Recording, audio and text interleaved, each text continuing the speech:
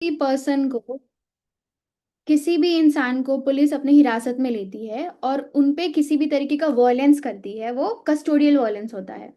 And it represents one of the gravest violation of human dignity, and it is a big problem because it violates our human rights.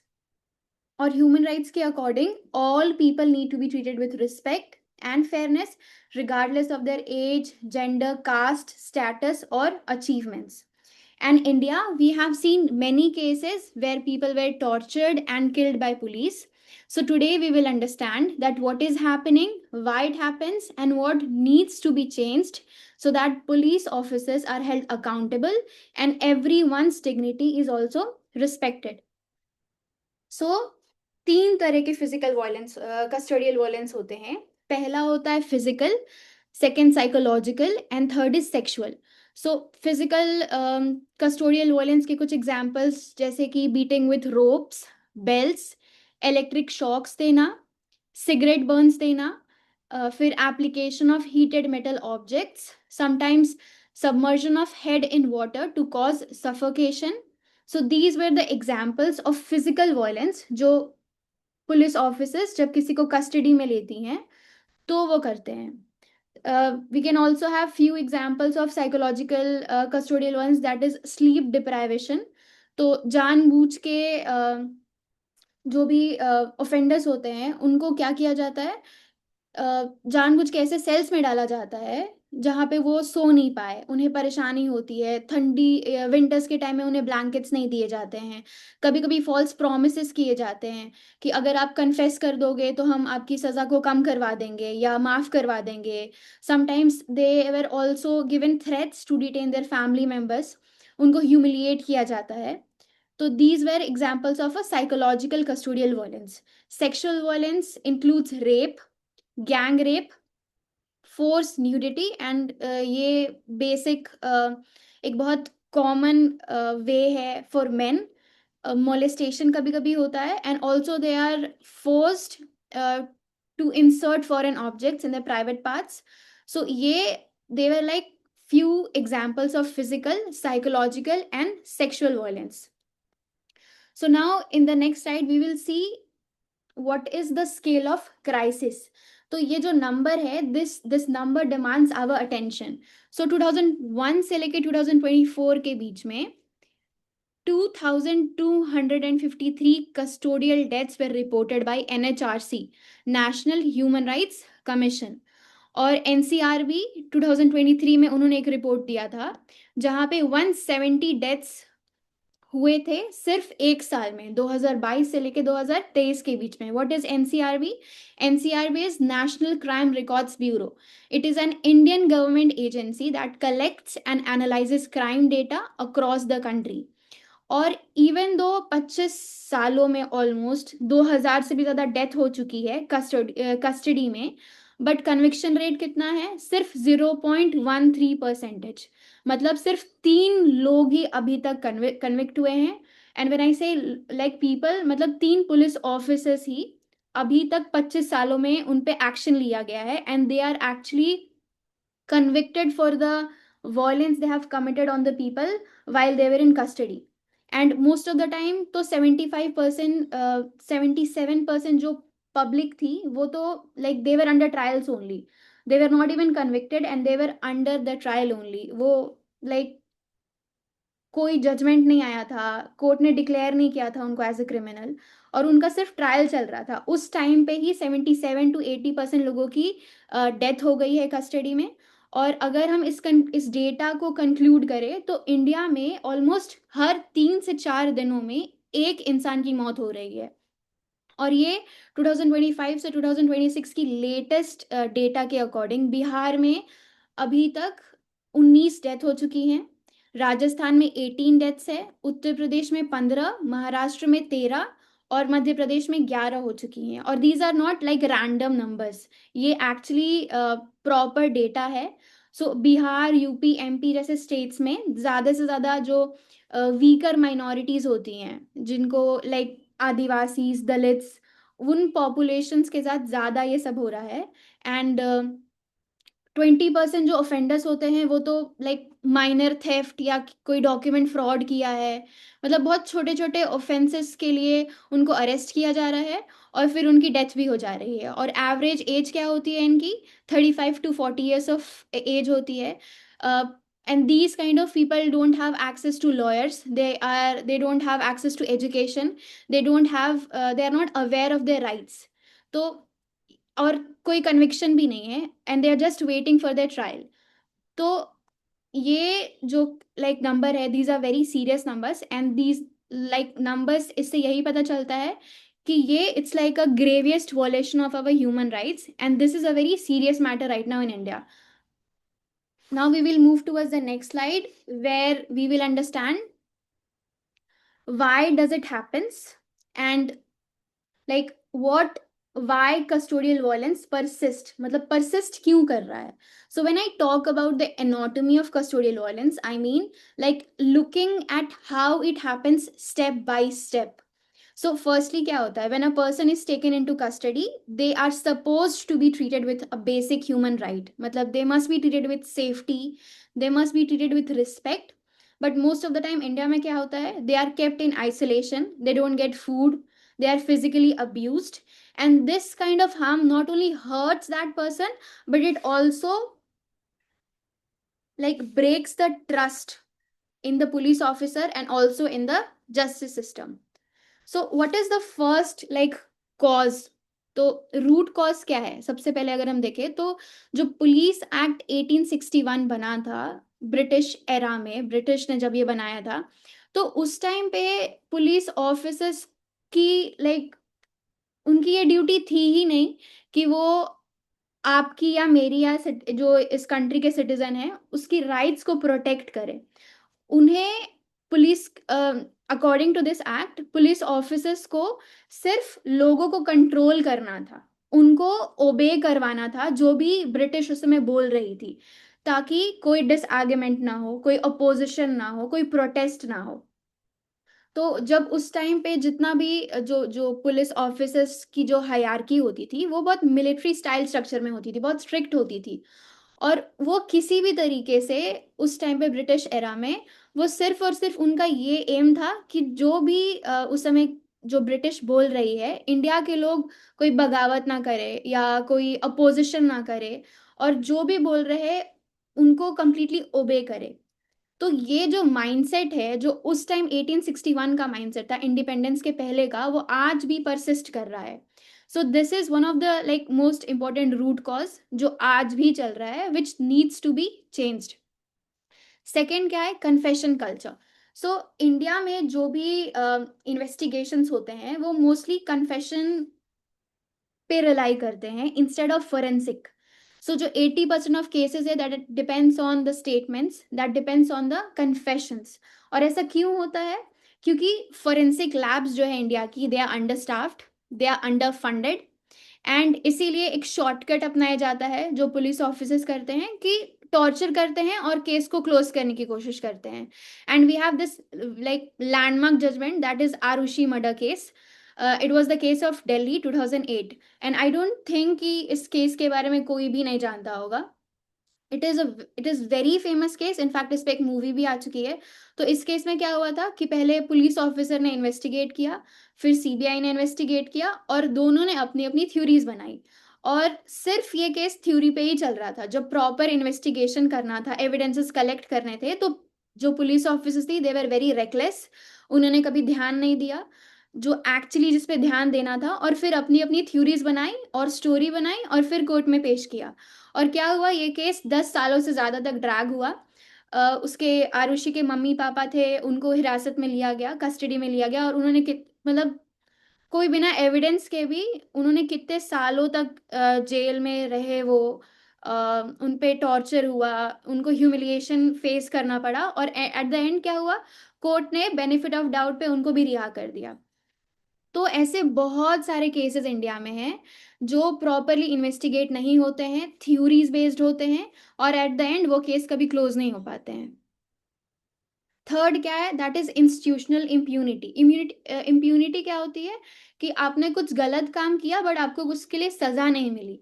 तो जब हम institutional impunity की बात करते हैं तो we have this section 197 of BNSS।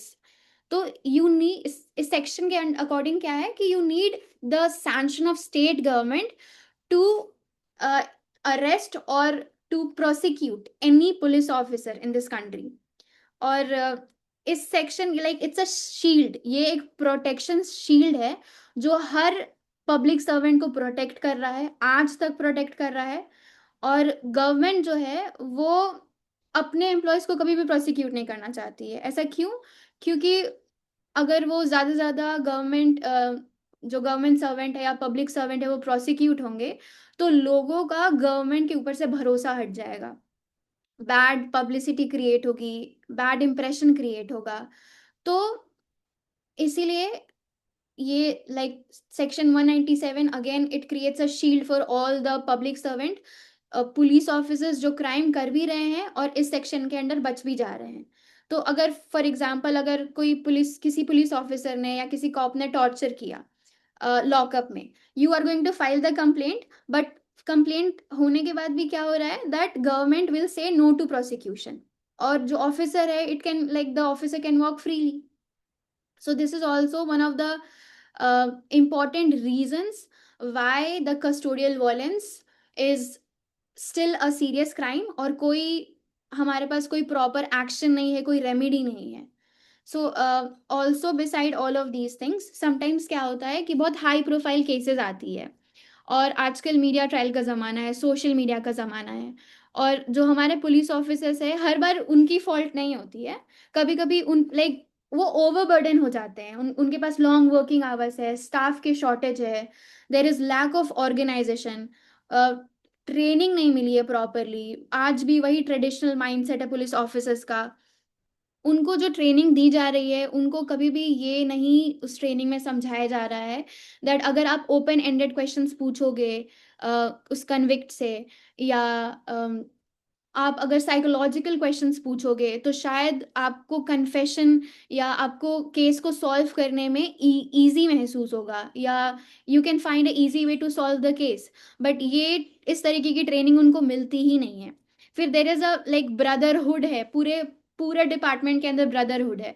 मतलब अगर एक ने क्राइम किया या एक ने कोई टॉर्चर किया तो उसके सीनियर ऑफिसर ने वो उसको बचा लेंगे, अंदर ही अंदर बच जाएंगे वो, मतलब वो केस कभी पब्लिक की नज़र में आता ही नहीं है। तो इन सब के कारण ये जो पुलिस ऑफिसर्स है they are rarely getting punished, and risk of abuse automatically increase कर जा रहा है।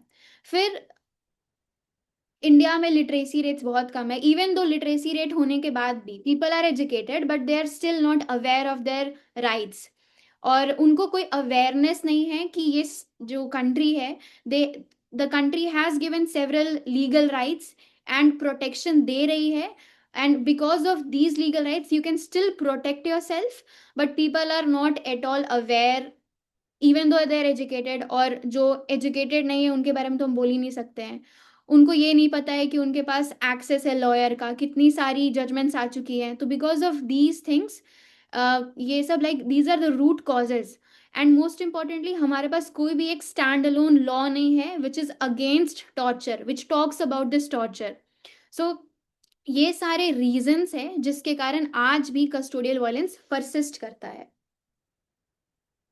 So next we will understand what are the shield which are still like for us given by the Constitution of India, या constitutional safeguards है या institutional safeguards है जिसके कारण या जिसके द्वारा आप अपने आप को प्रोटेक्ट कर सकते हो। तो first of all we will talk about constitutional safeguards. So article 20 subclause 3 क्या बोलता है, that is right against self incrimination. So according to this article you can never be forced to testify against yourself। so police officers आपको कितना भी मारे पीटे जोर जबरदस्ती करे या कोई झूठे प्रोमिसेस कर रही है, आपका जो कन्फेशन है वो इनवॉलेंट्रीली होगा, इनवॉलेंट्री होना चाहिए और इनएडमिसेबल होना चाहिए। इवन दो अगर जाके आप कोर्ट में आपने कोर्ट में बोल भी दिया कि हाँ मैंने ये क्राइम किया है, but the court is going to consider that statement inadmissible. वो उसको इनवॉलेंट मतलब वो उसको वैल्यू नहीं दी जाएगी। और ये क्यों है? Because you are protected against Article 20 subclause 3, which talks about and which gives you the right against self incrimination. Next we have the remedy which we जो कॉन्स्टिट्यूशन ने दिया है हम सबको, that is right to life and liberty. मतलब right to life and liberty includes freedom from torture also. And custodial death, that is a violation of article 21. And supreme court के according जो साफ साफ जो ये टॉर्चर हो रहा है, कस्टोडियल वॉयलेंस हो रही है, that is an infringement of article 21. Next remedy क्या है, that is protection upon arrest. और ये आर्टिकल 22 में लिखा हुआ है कॉन्स्टिट्यूशन की. मतलब there are like any person who is getting arrested, that person has a right to be informed of the grounds of arrest. That person has a right to be informed of the right to have a legal counsel, to consult the lawyer of their choice. Article 32 and Article 226, that is अब like these are the articles जहाँ पे आप directly supreme court को article 32 के under और article 226 के under high court में approach कर सकते हो अगर आपका फंडामेंटल राइट वॉयलेट हो रहा है. तो उस like you can directly file a petition to the writ petition to the Supreme Court and High Court whenever your rights are getting violated, and the court will help you to get the immediate relief. Now, when we talk about statutory protections, then we have section 58 of BNSS, that is क्या बोलता है कि police officer जो कभी भी किसी को custody में लेती है तो वो कस्टडी 24 आवर से ज़्यादा एक्सीड नहीं करनी चाहिए. अगर कोई भी पुलिस ऑफिसर किसी भी पर्सन को 24 घंटों से ज़्यादा कस्टडी में रख रहा है तो that is going to be considered as illegal custody. And 24 घंटों से ज़्यादा अगर आपको किसी को कस्टडी में रखना है तो for that you will have to take the permission of magistrate. Next we have section 47 of BNSS. So इसमें ये अकॉर्डिंग टू दिस सेक्शन अगर किसी भी पर्सन को अरेस्ट किया जा रहा है तो उसको इमीडिएटली बताना पड़ेगा उसी लैंग्वेज में जिस लैंग्वेज में वो उसे समझ आता है. फॉर एग्जाम्पल अगर वो उसे तेलुगु समझ आता है तो उसे तेलुगु में समझाना पड़ेगा कि what are the grounds that person immediately after the arrest, कि what are the grounds of the arrest, उसे अरेस्ट क्यों किया जा रहा है. और ये आर्टिकल 47 ऑफ BNSS में है. Section 47 of BNSS. Now section 22 sub clause 5 of BSA क्या बोलता है, that confession obtained by force, threat और इंड्यूसमेंट वो इनएडमिसेबल होगा कोर्ट में. And even if the confession is true, अगर वो उसने सच में कबूल किया है, सच में उसने क्राइम किया है, बट उसको अगर गलत तरीके से ऑब्टेन किया गया है तो उसे कोर्ट इनएडमिसेबल नहीं मानेगी और उसे एक्सक्लूड कर देगी. There is a very famous case of Dilip Kumar Basu versus state of West Bengal जो कि 1997 का केस है. सो दिलीप कुमार मतलब DK Basu, he was the prominent lawyer and he was a human right activist and he was closely associated with the legal aid services of West Bengal. So इस case में क्या हुआ था कि DK Basu ने एक letter लिखा supreme court को highlighting custodial deaths and police torturing occurring in the different states of the country that time. और कोर्ट ने क्या ऑब्जर्व किया कि इवन दो आर्टिकल 21 और आर्टिकल 22 के होने के बाद भी जो इतने सारे डेथ्स हो रहे हैं, मतलब ऑलरेडी आर्टिकल 21 और 22 में प्रोटेक्शन दिया गया है बट फिर भी इसका कोई फायदा नहीं हो रहा है और स्टिल कस्टोडियल डेथ्स अभी भी परसिस्ट कर रहे हैं. तो फिर उसके बाद सुप्रीम कोर्ट ने इसको बहुत सेंसिटिवली इस मतलब जो एप्लीकेशन DK बासु ने लिखी थी उसको एज अ पिटिशन कंसिडर किया और फाइनली सेफगार्ड्स बनाए जो आगे जाके अभी हमने BNSS और BNS और पढ़े तो उनमें इम्प्लीमेंट करवाए गए ये गाइडलाइंस भेजे गए. तो सबसे पहले क्या बोला सुप्रीम कोर्ट ने, जब भी कोई अरेस्ट होता है तो एक अरेस्ट मेमो प्रिपेयर किया जाए जिसमें हर एक चीज डिटेल्ड मेंशन्ड होनी चाहिए. जब कोई पुलिस ऑफिसर अरेस्ट कर रहा है किसी भी पर्सन को तो एक विजिबल ID टैग होना चाहिए और विद इन 12 आवर्स उसके किसी फ्रेंड, फैमिली या रिलेटिव को इन्फॉर्मेशन देना ज़रूरी है. मेडिकल एग्जामिनेशन होना चाहिए एंट्री से पहले और एग्जिट के बाद कस्टडी में. ताकि पता चल सके कि वो किस सिचुएशन में आया था और किस सिचुएशन में एग्जिट कर रहा है कस्टडी को। और जो इंटरोगेशन होगा वो अगर पॉसिबल है तो उसे वीडियो रिकॉर्ड किया जाए, उसे राइट टू लॉयर का एक्सेस दिया जाए, अगर उसे पता नहीं है तो राइट टू उनको लॉयर का एक्सेस दिया जाए।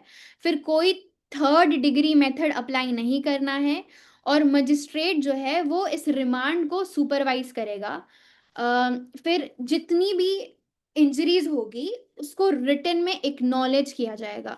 So these were few guidelines which were made by the or given by the Supreme Court in D.K. Basu versus State of West Bengal in 1997. We have next case, that is Neelabati Behera versus State of Orissa. तो इसमें क्या हुआ था कि Suman Behera, he was the son and he died in the police custody. और उसने बहुत छोटा सा ऑफेंस किया था। In fact he was again under the trial. और जब उसने पूछा कि किस लिए उसे अरेस्ट किया जा रहा है, तो पुलिस ऑफिसर्स ने कोई भी उसे जानकारी नहीं दी और उसकी डेथ हो जाती है। और इस केस में सुप्रीम कोर्ट ने ये बोला था कि अगर किसी भी तरीके से किसी पर्सन की पुलिस कस्टडी में डेथ हो जाती है तो again that is a violation of article 21। And उस पर्सन की फैमिली को मॉनेटरी कंपनसेशन मिलेगा। और ये मॉनेटरी कंपनसेशन किसी भी कस्टोडियल डेथ के लिए ये कॉन्स्टिट्यूशनल राइट हो जाता है, ये कोई चैरिटी नहीं कर रहा है।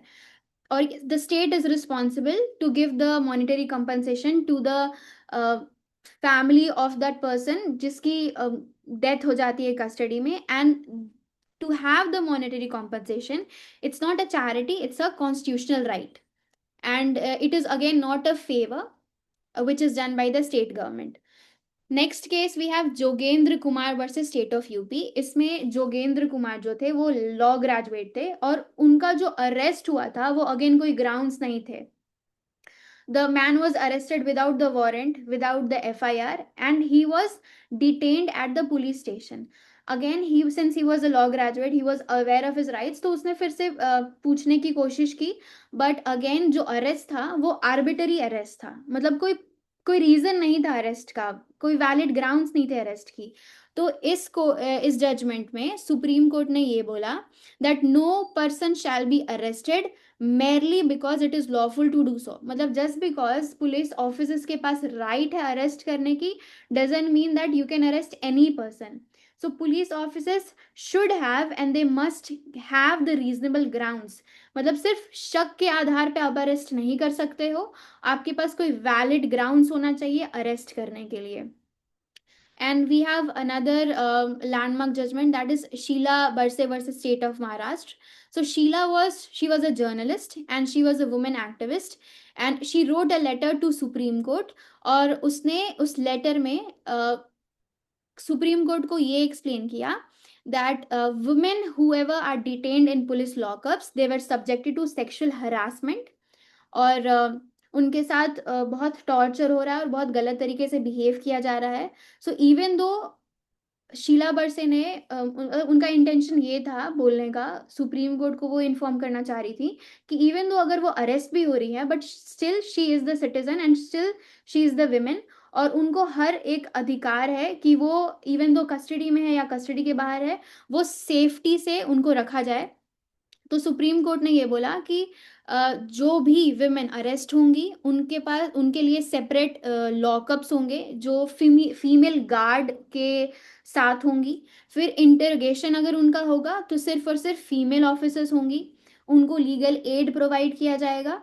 और ये सब ये जो गाइडलाइंस दिए गए, ये जो जजमेंट दिए गए, ये स्टैब्लिश करना कि सब कुछ सेफली हो रहा है या नहीं हो रहा है, उनकी सेफ्टी को कंसिडर किया जा रहा है या नहीं किया जा रहा है, ये रिस्पॉन्सिबिलिटी किसकी है? स्टेट की है। Now we will talk about how to fight back and what are the remedies जो कि हम एक्चुअली में कर सकते हैं। तो सबसे पहले हमने अभी पहले भी पढ़ा कि हम आर्टिकल 32 एंड आर्टिकल 226 के अंडर सुप्रीम कोर्ट में और हाई कोर्ट में डायरेक्ट एप्लीकेशन दे सकते हैं, और उस एप्लीकेशन को सुप्रीम कोर्ट और high court as a petition, writ petition consider करेगी। For example if you are being tortured in the custody, then police officers ने आपको इलीगली डिटेन किया गया है and your fundamental rights are getting violated, then you can directly approach high court and supreme court under these respected sections, and it can be filed by you. The petition can be filed by you or by the lawyer, और कोई भी human right activist आपके behalf में application लिख सकता है courts में, और इसके लिए कोई कोर्ट फीस भी नहीं देनी पड़ेगी. फिर कोर्ट क्या करेगी? कोर्ट कोशिश करेगी कि आपको इमीडिएट रिलीज किया जाए. अगर कोई इंजरी हुई है तो कॉम्पनसेशन प्रोवाइड करवाएगी. कोर्ट को अगर ऐसा लग रहा है कि ये केस सीबीआई हैंडल कर सकती है, तो उस केस में कोर्ट ऑर्डर करेगी कि the case needs to be handle और investigated by the CBI, and further जो हरासमेंट होगी उस पर रिस्ट्रेन लगाएगी. और अगर पुलिस ऑफिसर्स ने और मजिस्ट्रेट ने इसे प्रॉपरली हैंडल नहीं किया है तो उस पर पेनल्टी भी लगा सकती है. Next remedy we have demand, we can demand FIR registration. So imagine करो अगर आप पे कोई ऑफेंस हो रहा है कस्टोडियल वायलेंस में, या मारा पीटा जा रहा है, आपके राइट्स को वॉयलेट किया जा रहा है, तो आप डायरेक्टली जाके एफआईआर रजिस्टर करवा सकते हो. और अगर एफआईआर रजिस्टर करने के लिए पुलिस ऑफिसर्स मना कर रहा है, तो आप डायरेक्टली सेक्शन 175 ऑफ बीएनएसएस में जाके मजिस्ट्रेट के अंडर या मजिस्ट्रेट को अप्रोच कर सकते हो to like to explain the situation, and then magistrate can help you with that. So you can go to the police station, report the torture, and if they refuse you can directly go to the magistrate, and the magistrate can order them to register the FIR. फिर FIR register होगा तो investigation भी शुरू होगी. Next remedy क्या है हमारे पास? We can approach NHRC. So NHRC की ऑफिशियल वेबसाइट है जो कि ऑनलाइन है, दैट इज nhrc.nic.in. वहाँ पे आप ऑनलाइन जाके या इन पर्सन भी जाके, जो कि न्यू दिल्ली में इसका मेन ब्रांच है, you can go there and file the complaint there. इसके लिए कोई लॉयर की या कोई किसी की ज़रूरत नहीं है, आप खुद भी कर सकते हो ये. इसके लिए कोई कोर्ट फीस भी नहीं देनी है. और एनएचआरसी क्या करेगा? वो डायरेक्ट इन्वेस्टिगेशन करवाएगा, या तो पुलिस ऑफिसर से या तो सीबीआई से. अगर कुछ वायलेंस हुआ है तो वो कॉम्पनसेशन अवार्ड करवाने में मदद करेगी आपकी. फिर गवर्नमेंट को उस सिचुएशन में कोई रिकमेंडेशन दे सकती है, और जो भी इन्वेस्टिगेशन होगा वो डायरेक्टली पार्लियामेंट को रिपोर्ट करेगी. वो जो रिपोर्ट बनेगी, the report is going to be submitted by NHRC to the parliament.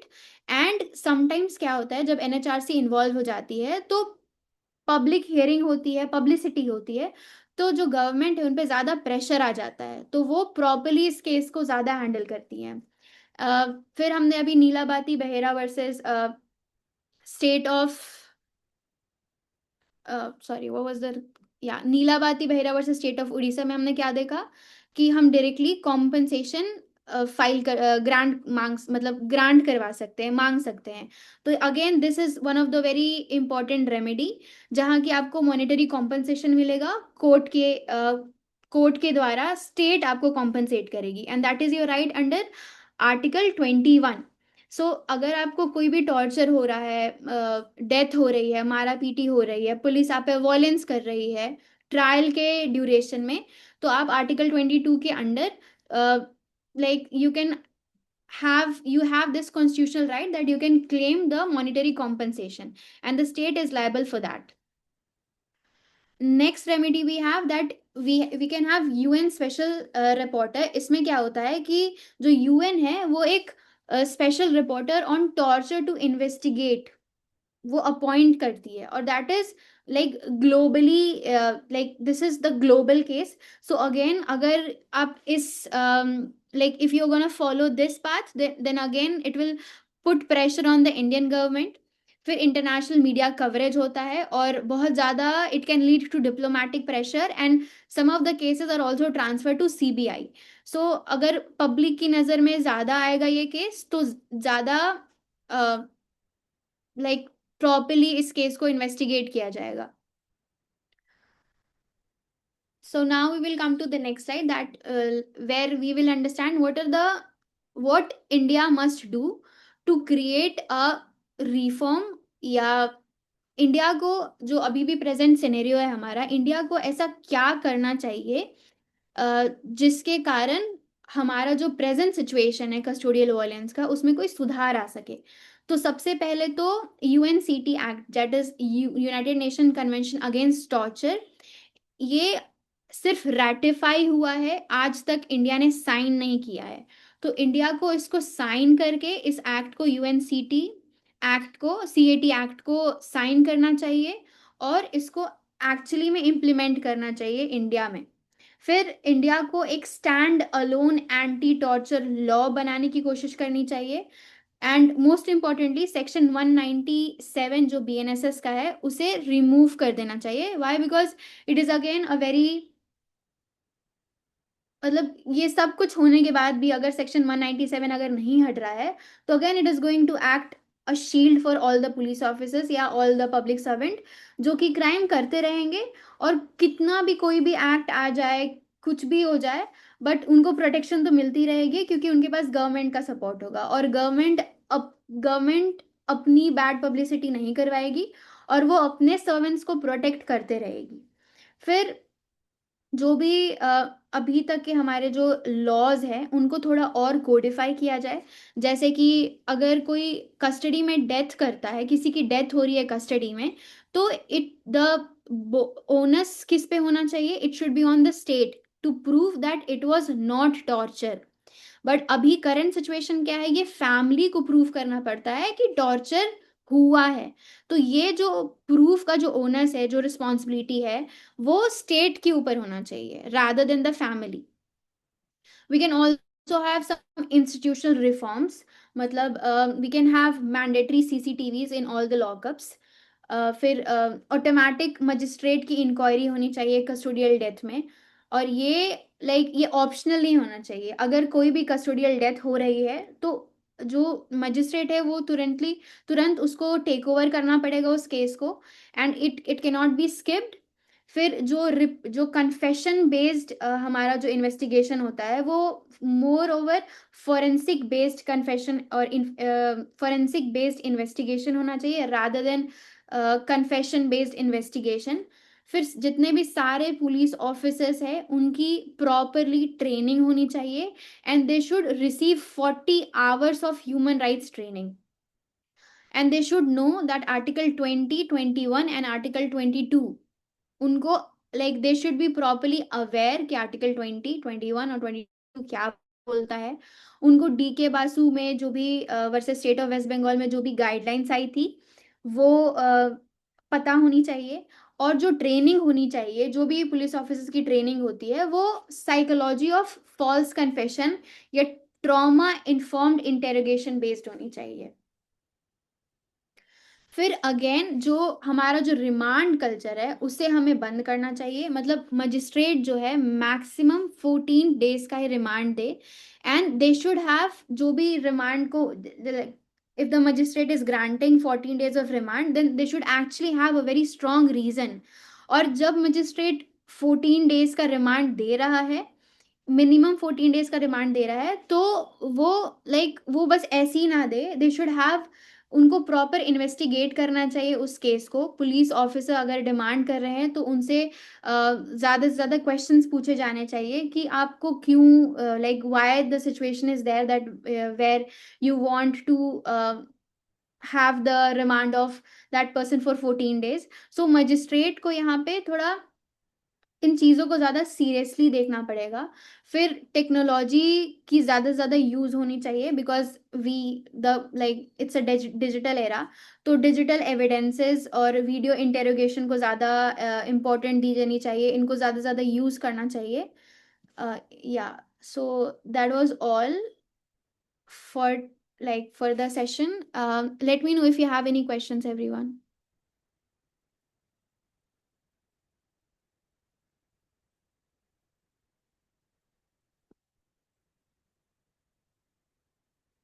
The chat is open, everyone. Yeah, the chat is open. Come with your proper names, please. Let me know if you have any questions, or if any topic, if any particular section was not cleared.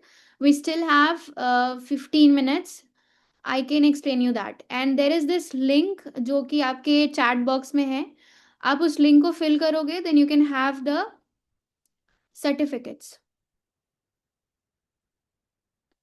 Okay, Rakesh is asking to take the session on Article 21. So you want a proper session on Article 21, right? Okay. Okay, we'll consider that. Okay, anyone, if you have any questions, please up chat box में लिख दो. I'm still here. We have few minutes. We can have the clarity if you have कोई भी question है तो, या ऐसा कोई टॉपिक समझ नहीं आया हो. हाँ, 197 BNSS का ये बोलता है, इट्स वेरी सिंपल विकास. ये 197 ये बोलता है दैट अगर कोई भी पब्लिक सर्वेंट अरेस्ट हो रहा है तो उसके लिए आपको स्टेट गवर्नमेंट की सैंक्शन मिलनी चाहिए.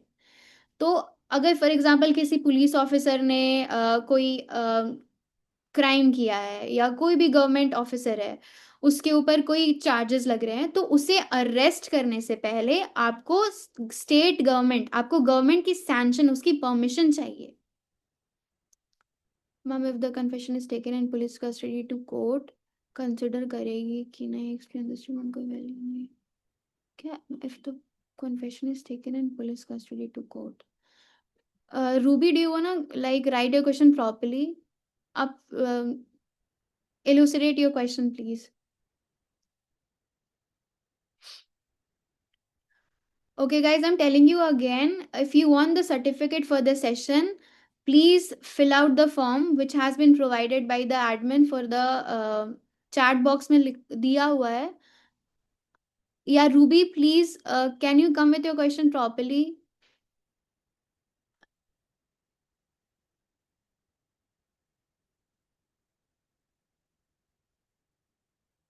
No, Ruby, no, no. मैंने बोला ना कि court will never consider those kinds of statements which are taken in the police custody. वो admissible नहीं होती है. बिल्कुल भी नहीं होती. It's no. The answer is no. Where is the link? When you scroll up the chat, you will find the link.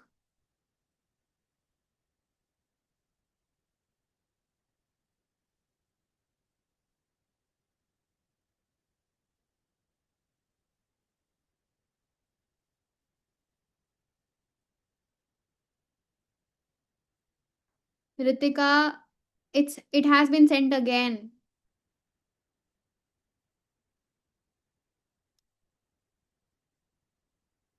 Okay, can we conclude the session now?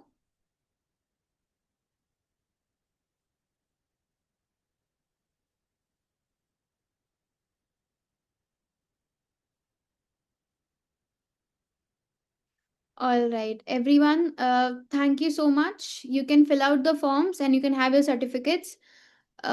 You will have the option to give your feedbacks, और कोई भी किसी भी तरीके का review देना है, then you can fill out the form and write down your reviews and feedbacks. Thank you so much and have a good day.